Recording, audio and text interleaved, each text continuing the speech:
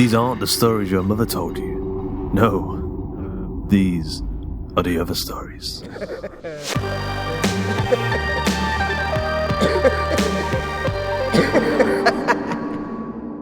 Today's episode of The Other Stories is Otherworldly Passions, written by Scott Harper and narrated by Justin Fife.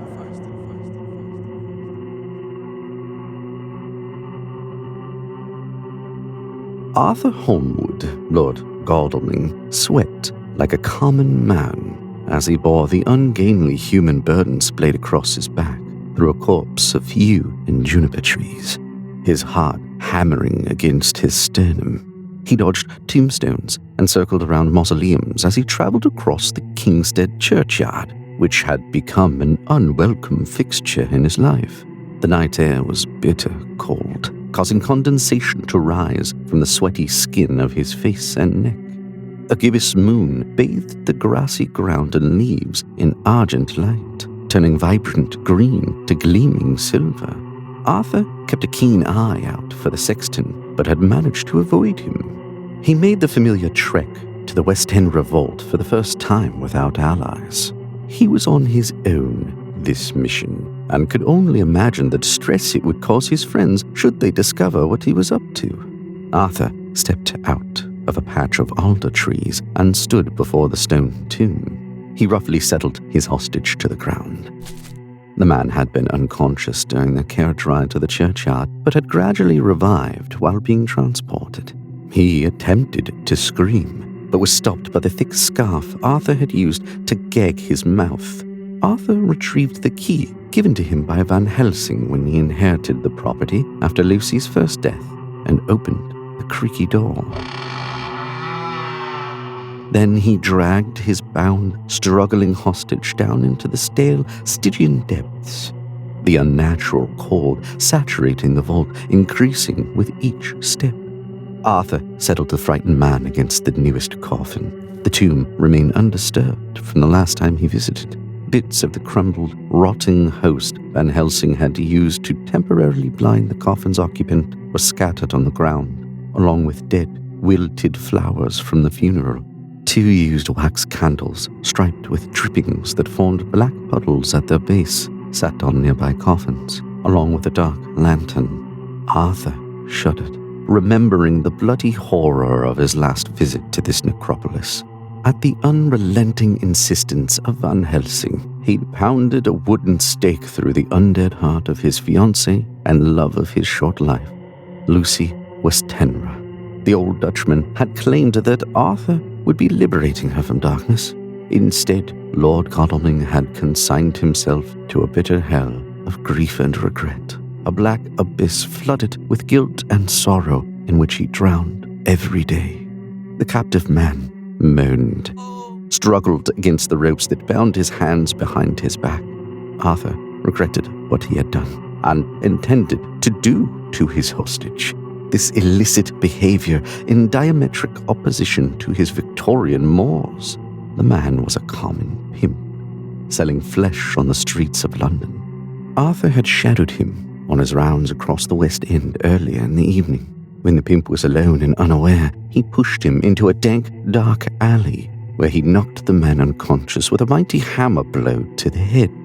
It was the same hammer Van Helsing had given him to free Lucy of Dracula's vampiric curse. Arthur's mouth was dry from anxiety as he considered his current predicament. Just a month ago, he would have thought himself incapable of the acts he had committed, but his world had abruptly changed when a dark force named Dracula besieged it. Arthur had emerged alive, but forever altered. Others, like Lucy, had not been so fortunate. Arthur had exhaustively prepared for this night's mission. He'd secluded himself in the study of his great estate at Ring, which he had inherited from his late father.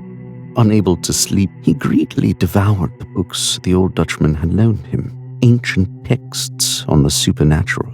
If Van Helsing had known what he intended to do with the knowledge he gleaned from the brittle yellowed pages, the old polymath would never have given him the tomes. Arthur studied all forms of black magic, learning about malisons, curses, and the blood alchemy of the undead. He had researched augury and divination. Tonight was Samhain night, a time when the borders between realities thinned, when the land hovered between the light of summer and the dark of winter, and the dead crossed over into the realm of the living. Tonight, he would be reunited with the love of his life, the woman who had been unjustly taken from him. The empty, aching hole her death had ripped from him would be filled. After lighting the lantern, he shook off his thick black frock coat and removed 3 wax candles, a turn screw, and a small surgical saw from a large inner pocket. He meticulously aligned his candles with the other 2, creating a 5-point circle around the coffin to concentrate the latent supernatural energy that still infused Lucy's corpse. After lighting the candles, Arthur mimicked the actions Van Helsing had taken when he opened the coffin shortly after the funeral. He used the turn screw to remove the screws from the coffin lid. With the lid free, Arthur punched the turn screw through the resorted metal lid, wriggling it to form a space wide enough for the saw. Inserting the saw, he cut a few feet in each direction, allowing him to grab the flanges and force the lead casing open. Arthur's breath caught as he beheld the object of his desire. Lucy Westenra lay before him, her hair spread like a dark halo across the headdress, her head separated from her torso, and her mouth filled with garlic. Despite the passing of months since he, Van Helsing, and Jack Seward had butchered her corpse, there was no scent of decay.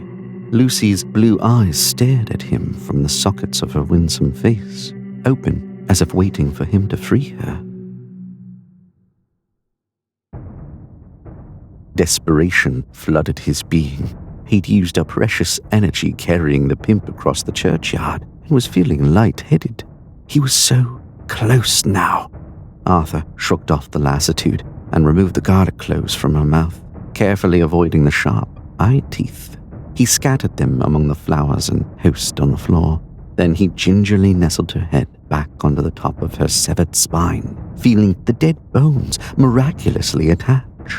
The ragged flaps of skin on her neck slowly coalesced into a pink line. Lucy's corpse remained inert, her skin a pale gray. Per Van Helsing's books, one further dark step was required for resurrection. Arthur had read in Van Helsing's tomes and grimoires of the power of blood sacrifice and the potent dark energy that could be released, enough energy to return a semblance of life to one undead. He retrieved the final item from his coat, a sharp, wavy, ceremonial dagger known as a kris he'd bought in a London curio shop. The keen nickel blade gleamed silver in the flickering candlelight. Arthur moved his intended victim, preparing to splay him across the coffin, and slit his throat, unleashing a torrent of hot, life-giving blood. He was shocked when the man suddenly stood, somehow having slipped his bonds. The pimp tore the scarf from his mouth and screamed in rage. Saliva foaming at the sides of his yellow-toothed mouth, he flung himself at Arthur. They collided, the man's momentum carrying them across the open coffin. Arthur found himself at a disadvantage, pinned atop Lucy by the man's weight. The pimp's foul exhalations filled his nostrils. Arthur worried that their frantic movements might dislodge her head once more. The pimp bore down with all his strength, wrestling the kris from Arthur's hand and plunging it into his breast. Bright pain shot through Arthur's torso, accompanied by a splash of blood across his face. The combatants struggled atop the coffin. Arthur tried to free himself, but the pimp pressed the dagger deeper into the raw wound, drawing more crimson. Arthur desperately dug the fingers of his right hand into the enraged man's eyes, forcing him back. He managed to drive his knee into the man's side, stunning him. Using the distraction, he pushed the pimp off, causing a sharp spike of pain to surge through his left arm. Arthur scrabbled off the coffin and stood, now a bloody mess, his white silk shirt stained red. The pimp recovered quickly, brandishing the kris he'd torn from Arthur's breast. Mania gleamed in the man's eyes. Arthur knew the kidnapped pimp wanted his blood at any cost. A A white flash blurred across the obscurity, slamming into Arthur's attacker and lifting him off his feet. A dark-haired female in a white shroud pinned the pimp to the wall with a tiny hand of impossible strength. The man gripped her small wrist and attempted to free himself from the titanic grip, but he may as well have struggled against wrought iron. The woman turned her head and regarded Arthur with a wicked, fanged smile. Blood streaked her face and mouth. My blood, Arthur realized. He watched in amazement as the long pink slit running across her throat gradually faded and disappeared. Arthur, Lucy said, her blazing eyes twin motes of fire in the dim crypt. I always knew you'd come back for me, your one true love. Look at me and behold my strength. No longer am I weak. Your blood has made me strong. The pimp panicked. He still possessed the ceremonial dagger and plunged it repeatedly into Lucy's alabaster breast, but the blade found no purchase, as if it were futilely stabbing fog, and caused her no damage. Lucy grimaced, more in annoyance than pain, and turned to her struggling prey. Van Helsing and his golden crucifix are not here to protect you, she chided the man, as if he were a small boy, before slamming him back, bouncing his head off the wall and cracking his skull. Then she tossed him across the crypt as if he weighed nothing. The man crashed into another coffin with tremendous force. The ugly sound of breaking bone echoed off the stone walls. He flopped graciously to the floor, his back obviously broken. In a flash, Lucy was across the room and straddling the downed pimp like a huge white spider. The shroud she wore fluttered around her like the wings of a great pale bat, though no wind flowed through the crypt. She bared her sharp teeth and sank them into the man's neck. The pimp screamed, his eyes wide in terror and pain. Lucy fed with relish, gulping the hot blood down her dry throat. Arthur was both horrified and excited. An unscrupulous part of him wished he was receiving Lucy's blood kiss. When she finished, she rose with serpentine grace, a look of contentment on her porcelain face. She disdainfully dropped the pimp's exsanguinated corpse. Sublime, she said, her voice like the tinkling of crystal. Arthur tried to stand, but his legs would not support him. The lassitude he'd experienced earlier returned. He'd lost a tremendous amount of blood. Ice crept in his veins. Then she was by his side, holding him easily, as if he were no more than a child. My Arthur, my Thor, she said, stroking his curly hair with a cold, clawed hand that leached what little warmth remained in his battered frame. You saved me from the abyss, just as you saved me from Dracula and Van Helsing. Your love for me has caused you great punishment, but you have emerged stronger, forged in fire.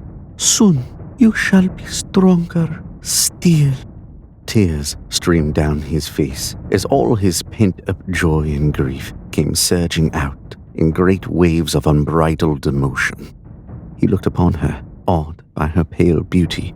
Lucy Westenra, a woman immune to death. I was lost without you, dear Lucy, he confided. My world had ended.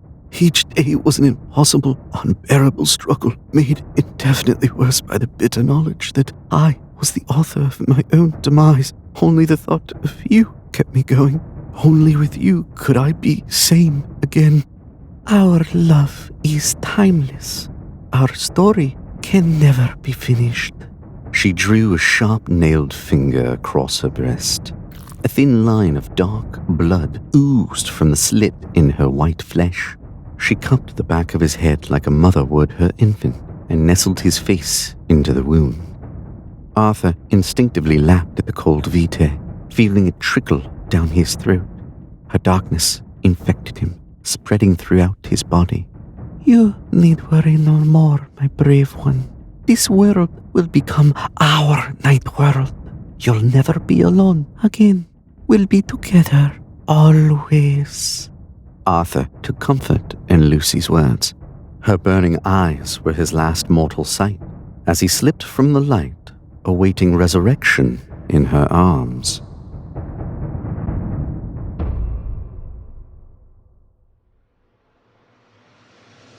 I hope you enjoyed today's episode of The Other Stories. Otherworldly Passions was written by Scott Harper, narrated by Justin Fife, produced by Giorgio Triantafilipoulou, with music by Master Toad and Tom Robson. The sound effects provided by freesound.org. The episode illustration was provided by Luke Spooner of Carry On House. Joshua Boucher is our story programmer, and along with Jasmine Arch and the eyeless ones, Mary Pastrano and Cody Czarzasty, they help to manage our community. And big thanks to Ben Erickson for the ongoing explosion of content he fires out of his social media canon. Justin Fife is an audiobook narrator and voice actor and can be found on Threads at justin.fife. The Other Stories is a production of the Story Studio Hawk and Cleaver and is brought to you with a Creative Commons Attribution Non-Commercial No Derivatives license. That means don't change it, don't sell it, but by all means share the hell out of it. Until next time.